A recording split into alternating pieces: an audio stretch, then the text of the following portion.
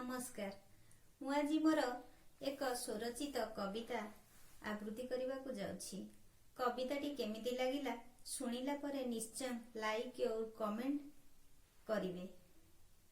मोर आहुरी अधिक कविता शुणिबा को चाहुथिले चैनल को सब्सक्राइब करने को भूलिबे नहीं।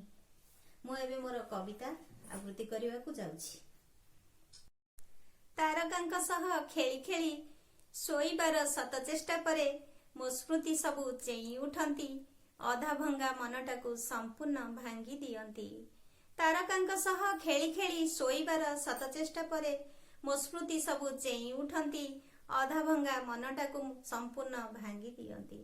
से दी पहर ततला बाली रे ताती जाइथिबा मो नरम पाद ओ ताकू संतर्पणे शीतलाउथिबा तुम नरम हाथ।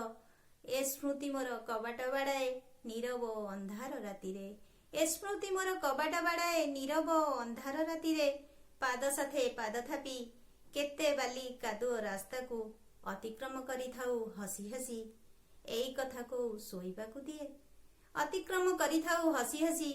एई कथा को सोइबाकू दिए। ए सबु भी मो स्वप्न रे आसे। पड़ी जाइथिबा पलक भी हठात खोली जाए। उजागरे मोराती एमिति कटे। पड़ी जाइथिबा पलक भी हठात खोली जाए। ओ उजागरे मोराती एमिति कटे। उजागरे मोराती एमिति कटे।